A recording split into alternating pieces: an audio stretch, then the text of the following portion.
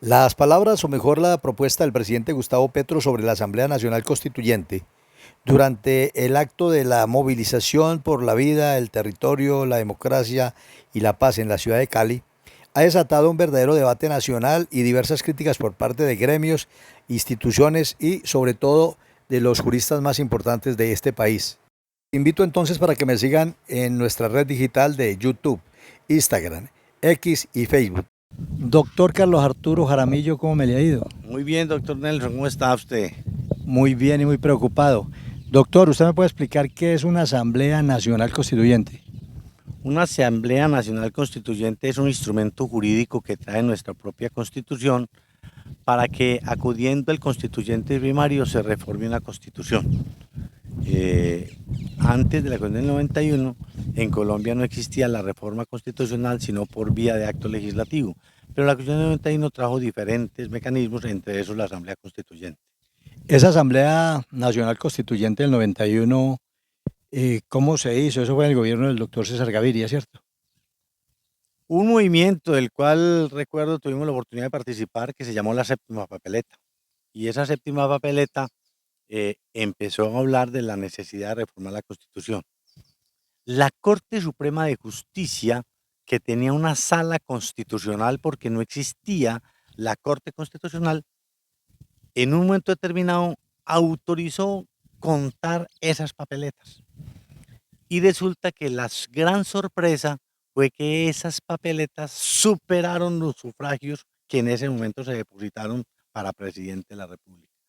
En consecuencia, no había un mecanismo, pero la Corte dio vía libre en su sala constitucional diciendo que en teoría constitucional, cuando usted acude al constituyente primario, eh, puede convocar una asamblea constituyente.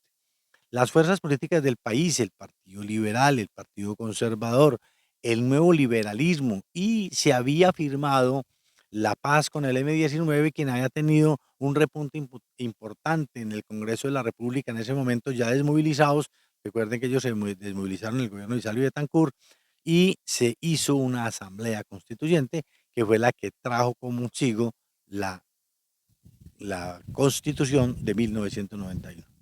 Y ahí fue, en el 91 fue donde se originó la elección popular de alcaldes, de gobernadores y todo lo demás. Y sobre todo se ampliaron los derechos de los ciudadanos y se trajeron mecanismos para hacerlos valer, entre otras la acción de tutela, las acciones populares, las acciones de cumplimiento, y obviamente se generó dos cosas que fueron importantes. Primero, los mecanismos para hacer efectivos los derechos fundamentales, y lo segundo es la independencia del régimen económico, que ha sido muy importante para el país, y en eso consiste es la independencia del Banco de la República. Si el país estuviera hoy en manos de la presidencia de la República, el régimen económico, otra suerte tendría el país. Bueno, lo invito para que veamos este video. Petro, ¿se compromete usted a no convocar una asamblea constituyente? Me comprometo a no convocar una asamblea constituyente y a defender a fondo la Constitución de 1991. ¿Qué opinión le merece? No, pues que el señor Petro siempre ha dicho una cosa y después dice otra. Él se comprometió de que no convocaría Asamblea Nacional Constituyente y ahorita la quiere convocar. Pero veamos este otro video. Veamos este otro video. Entonces no es el pueblo el que se va arrodillado hacia su casa derrotado. Son las transformaciones de esas instituciones los que se tienen que presentar. No es el pueblo el que se va, es la institución la que cambia. Esa es la historia de la democracia y de los pueblos libres. Y por tanto, si esta posibilidad de un gobierno electo popularmente en medio de este Estado y bajo la Constitución de Colombia, no puede aplicar la Constitución porque lo rodean para no aplicarla y le impiden, entonces Colombia tiene que ir a una Asamblea Nacional Constituyente. Colombia no se tiene que arrodillar. El video que acabamos de ver fue un discurso que dio el señor presidente ayer en la ciudad de Cali. Claro. Él quiere cambiar las instituciones. Y eso es muy grave. Por eso hoy una Asamblea Nacional Constituyente es un salto al vacío del país. Porque a pesar de los problemas económicos pospandemia, a pesar de los problemas políticos, a pesar de las cosas que él ha hecho como presidente, hoy se evidencia que Colombia tiene unas instituciones fuertes. La justicia es una institución fuerte. Las fuerzas militares y policías son instituciones fuertes. El mismo aparato del Estado son instituciones fuertes, la Procuraduría, la Contraloría, la Fiscalía. Y él quiere cambiar eso por un modelo que le guste.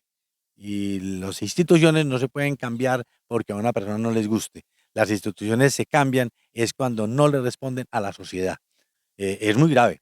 El país no alcanza aún a dimensionar en muchos sectores lo que significa una asamblea constituyente, entre otras, Nelson, porque es el único instrumento que él tiene hoy para hacerse reelegir sin necesidad de convocar a una nueva ley ni a una reforma constitucional, simplemente una nueva constitución, y en esa nueva constitución él pone un articulito que le permita reelegirse. Pero además esa idea le surgió a él más ahora que está un poquito preocupado porque el Congreso no le está aprobando sus reformas.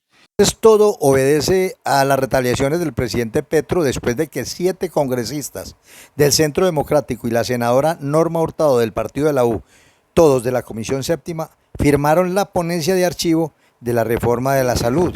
Es decir, el presidente se encuentra molesto y eso, por eso lo hace en el departamento del Valle, de donde es oriunda la senadora Hurtado. Es decir, lo hace en la ciudad de Cali con un discurso más bien amenazante, y eso tiene preocupada a toda la comunidad, a todos los estamentos, es decir, al país entero.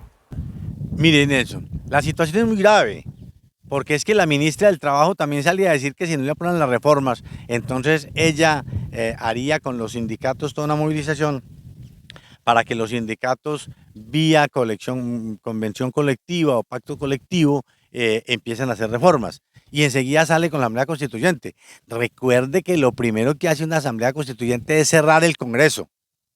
Eso hizo César Gaviria, le tocó cerrar el Congreso de la República por más de 6 meses mientras había un cuerpo constituyente, porque si no habría 2 instituciones legislando y cambiando la Constitución. Entonces, claro, la manera más fácil para Petro hoy cerrar el Congreso es una Asamblea Constituyente. Eso no tiene ninguna otra interpretación. Jurídicamente, ¿qué legalidad tiene? ¿Qué pasos se pueden dar ahora, pues, si el presidente sigue insistiendo en eso? No es tan fácil. No, hay unos controles de legalidad para poder que se dé una asamblea constituyente. Pero recuerde que amén de lo jurídico, esto es un proceso político. El país necesita es dirigirse hacia el desarrollo, hacia el pleno empleo, hacia la empresa, a que efectivamente los colombianos tengamos seguridad, que los colombianos tengamos una mejor forma de vida. Este es un distractor supremamente complejo que entonces va a generar una serie de debates y mientras él hace otras cosas. Le dije a usted en la entrevista pasada, ojo, Nelson, con el decreto de liquidación de presupuesto, donde va a tener una billonada de plata para hacer con ella lo que quiera. Y con esa plata, él perfectamente puede movilizar grandes sectores de la población, indígenas, negritudes, raizales, universitarios, para que lo apoyen en esa constituyente. Ojo que este señor quiere transformar las instituciones, acabar con ellas para crear instituciones a su imagen y semejanza, a lo que él quiera.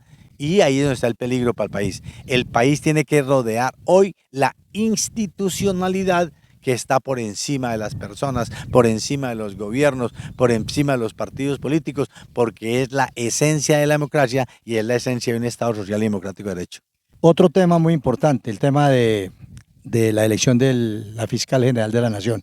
Inicialmente era una que estaba segura, posteriormente el esposo hizo unos comentarios y unas editoriales que eso causó problemas, incluso irrespeto a la Corte Constitucional, y posteriormente la señora va y renuncia. Esa renuncia no era legal. Algunos dicen que eso es demandable, pero la renuncia no era legal. ¿Dónde tenía que renunciar ella? No, ella indiscutiblemente le tenía que renunciar al presidente de la República, que fue el que la ternó. Es que la Corte simplemente elegía sobre una terna enviada por el presidente. Luego, la Corte no era competente para aceptarle o no aceptarle la renuncia. Dicen que el presidente la mandó a renunciar en el momento, Pero para crear un caos. claro, pero en el momento en que se hace la elección, la señora le renuncia a la corte y le tiene que haber renunciado a ver al Y presidente. ellos ya estaban reunidos. O sea, ya estaban reunidos y tenían una terna. Terna que realmente era válida porque mientras no existiera la aceptación de la renuncia y el reemplazo de ella, la terna que tenía la corte en ese momento. Sin embargo, habrá quienes piensan de que esa renuncia puede generar algún ruido electoral, algún ruido político. ¿Qué se rescata? Que la actual fiscal general de la Nación ha salido de las entrañas de la rama judicial. O sea que podemos estar tranquilos, no es de bolsillo del señor presidente. No sé cuáles sean los nexos que tenga con el señor presidente. Lo que sí es cierto es que una mujer que ha sido fiscal ante la Corte Suprema de Justicia, ha sido juez de la República, es una mujer que se ha hecho dentro de la rama judicial. Eso da a entender que es una jurista, porque aquí no necesitamos un político de fiscal, necesitamos un jurista de fiscal. Y por lo menos el perfil de la señora es que es una jurista. Y eso es lo que el país debe tener para que los ciudadanos tengan tranquilidad de que van a ser juzgados conforme a la Constitución y la ley. Finalmente todo el mundo está expectante por lo que pueda pasar con el hijo de Gustavo Petro, con Nicolás Petro. Hombre, no, tenemos que seguir confiando en la justicia.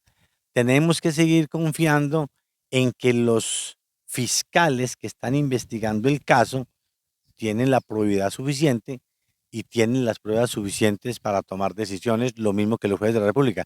Si el señor es responsable, pues habrá pruebas para demostrar su responsabilidad. Y si es inocente, habrá pruebas para demostrar su inocencia. Pero lo que hay que llamar es a que tengamos confianza en las instituciones. Él puede ser el hijo del presidente, pero a él no lo investiga la fiscal. A él lo investiga la fiscalía con unos fiscales que son los que recopilaron las pruebas y los que son los que tienen las pruebas y los que han hecho la investigación. El país tiene que confiar en la justicia. Una de las cosas que tenemos que hacer todos los colombianos es cada día más confiar en la justicia. Que la justicia tiene problemas, que la justicia cojea, pero llega como el cuento, que la justicia en el pasado ha tenido muchos elementos contradictorios de corrupción, etcétera, cartel de la toga, etcétera. Eso es cierto, pero no es acabando con la institucionalidad, sino fortaleciendo esa institucionalidad y que los colombianos vuelvan a creer en que en Colombia sí es posible administrar justicia. Doctor Carlos Arturo, muchas gracias por aclararnos una situación que mantiene preocupado al país y que de pronto en estos momentos no ha sido muy clara, porque la gente cree que el presidente puede hacer eso de la noche a la mañana. A usted, Nelson, muchas gracias por estas invitaciones y qué bueno siempre hacer reflexiones sobre el país.